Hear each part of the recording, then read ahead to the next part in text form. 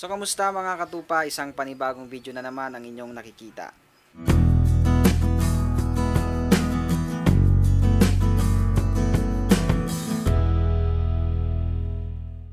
So sa video na ito mga katupa, ituturo ko sa inyo ang nabasa nyo na sa title, Refiner's Fire by Hillsong, yung version ng ituturo ko sa inyo. Pero may iba ring version ng kantang ito na iba yung kumanta, or di ko alam kung ano talaga yung original. Pero yung ituturo ko sa inyo, yung lagi kong pinapakinggan, which is the Hillsong, yung kanilang version. So matagal na itong request ng karamihan sa inyo. So, nung nagsisimula pa na ako gumawa ng videos dito sa aking channel. Kaya ito na, ginawan ko na siya ng tutorial sa video na ito. So yung chords na gagamitin natin dito mga katupa ay key of D ulit. So gagaya ng mga napapanood ninyo ng mga previous lesson ko, key of D yung mga ginamit ko doon. And then may cap ulit tayo sa first fret. Then yung original key ng kantang ito by Hillsong ay key of E. Again, kung gusto nyo gamitin yon, maglagay lang kayo ng capo sa pangalawang fret. Yan, sa dalawa. Ilipat nyo sa another fret, then original key na yon.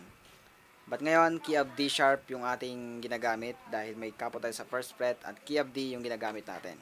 Then kung mababa pa sa inyo yung ganitong key, pwede kayong hindi maglagay ng capo or pwede kayong mag-adjust ng capo. Depende na rin sa inyo yan, kayo nang bahala dyan. At kung gusto ninyo na iba yung chords na gamitin ninyo, gumamit kayo ng guitar songs. Ayan. Then i-transpose ninyo, may makita kayong transpose. Gamitin niyo yung preferred niyo na chords, then sundan niyo na lang yung pattern na gagawin ko dito sa tutorial na ito. Anyway, start tayo sa ating chords. Lahat ng chords ito yung ating gagamitin. Una, of course, meron tayong D major. Gagamit din tayo dyan ng A major or A sus. Gagamit din tayo ng B minor 7. So open chords yung gagamitin natin dito para sa mga nahihirapan dyan mag-bar chord. Ito yung gagawin natin para hindi kayo mahirapan. Then, gagamit din tayo ng G major. Gagamit din tayo ng E minor 7. So, yun lang ang chords na gagamitin natin sa buong kanta, mga katupas. So, ang strumming pattern naman, ganito. Basic na basic din kasi lagi ko itong tuturo sa inyo. Down, down, down, down, up, down, down, down, down, up. Down, down, down, down, up, down, down, down, down, up. So, yung down up sa may dulo, yun ang pinaka-transition natin kapag lilipat ng chords para hindi magkaroon ng silence during pag-switch ng chord. So, ito naman yung ating chords ng intro para may apply natin yung ating strumming pattern. So, yung chords natin, meron tayong D, G, A. So, dalawang beses natin gagawin yan. And then, yung pattern or yung measure ng strumming pattern natin sa intro, sa D, tsaka sa G, half. Then, pagdating na sa A, doon na kompleto. Yan. Then, pagdating sa A, doon na kompleto. Then, once again, dalawang beses natin gagawin yan. So, ngayon, mga katupa, ipi-play natin yung intro. Then, diretso tayo pasok sa may verse. Then, bumase na lang kayo na nasa screen. Ayan. Yung ating lyrics tsaka chords, yung corresponding chords. Then habang ginigitara natin, sundan nyo na lang yung ginagawa ko para hindi tayo matagalan. So, salamat ka pala sa mga nag-suggest ng lyrics tsaka chords sa screen. Yung ilalagay natin sa screen, yung lyrics tsaka yung chords. So, naging matipid tayo sa oras kahit papaano para hindi tayo matagalan. So, ayan. Simula tayo sa ating intro, then pasok tayo sa may verse.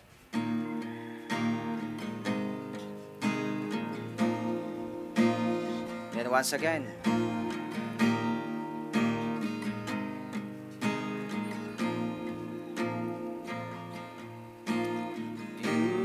Purify my heart, let me be as gold and precious silver. Purify my heart, let me be as gold, pure gold. So, stop muna tayo. Purify my heart. Diretso B minor. Let me be as E minor 7.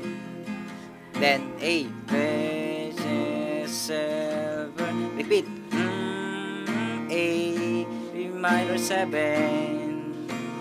Let me be as E minor 7. Then, and D, pure gold. Then, pagdating dyan sa may pure gold, hindi na siya kukumpletuhin. Then, diretso agad na sa may chorus. Nasa A pa lang tayo. Kakantahin na natin yung Refiner's Fire. Then, continue sa may D. So, ganito, papasok tayo sa may chorus. And tayo dito sa may pure gold. Let me be as gold, pure gold, refiner's fire. My heart's one desire is to be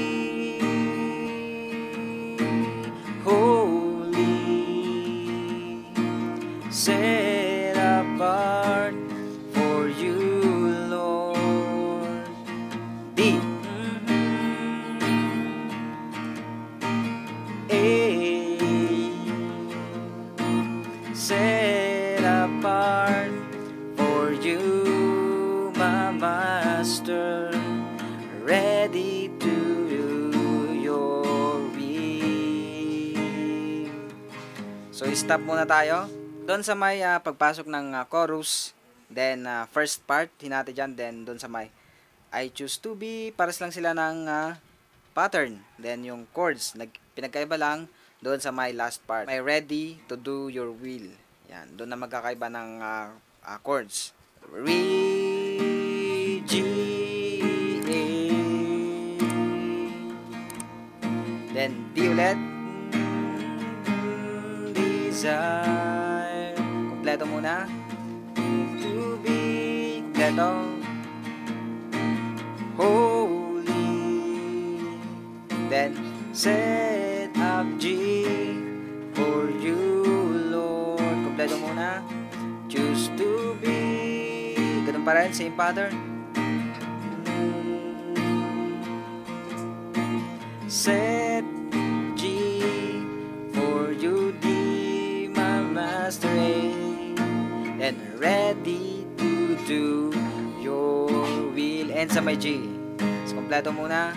Then, pupunta ng D. Gagawin yung intro kanina. Yan. Then, dalawang beses din. Isa pa. Then, A. Then, simula ulit ng verse. So, kung anong ginawa natin kanina sa may first part na verse, ganun din yung gagawin natin dito sa may second verse. Assume na lang natin na ginawa ulit natin yung verse 2 and then yung another chorus. So, kayo nang bahala dun sa pag-end. So, ngayon mga katupa, simula tayo sa ating play along. At bago tayo magsimula, kung gusto mo na maabangan yung mga susunod kong tutorials kagaya nito, pindutin mo lang yung subscribe button na nasa baba at yung bell notification para siguradong ma-update ka kapag nag-upload ako ng mga panibagong videos. Since mga katupa English yung kantang ito, there will be a possibility na magkaroon tayo ng copyright claim. I'm not sure kung magkakaroon, pero makikita natin yan mamaya. So, hindi ko siya kakantahin ng dire-diretso. Gagayad ko kayo sa part kung saan na tayo nandun sa pagigitara and din yung lyrics. So, magsimula tayo sa ating intro.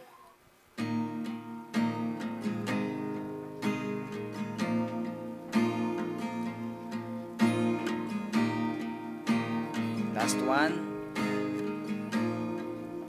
Verse. Purify minor. Let me be as minor 7. Silver. Purify D minor 7. Let me be as gold D minor 7. Then pure gold. Gold chorus. Refiner's fire. My heart's one desire. G, A is to be.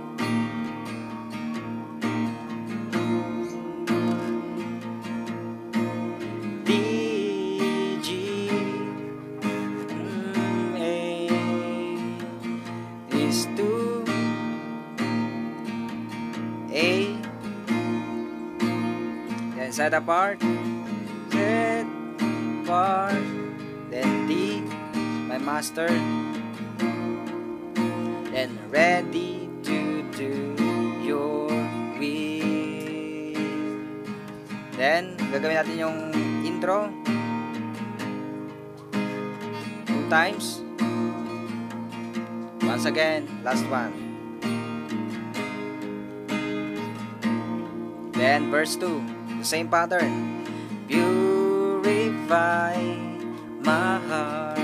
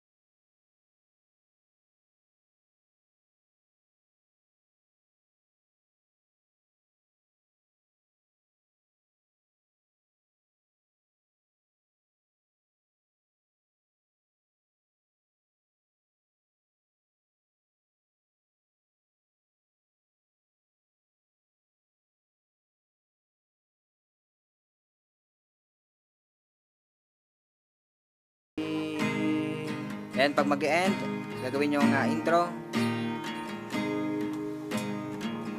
Then it's time to shoutout para sa mga nagpapa-shoutout. Shoutout sa'yo, Sunshine Monte. Shoutout din sa'yo, Eliseo Martin. Shoutout din sa'yo, Annalyn Hangad. Shoutout din sa'yo, JR Fernandez. At shoutout din sa'yo, Marian Vincent Mondero. So next time na yung iba. Sa mga gusto magpa-shoutout dyan, mag-comment lang kayo sa baba. So God bless yung mga katupan. All the glory belongs to God.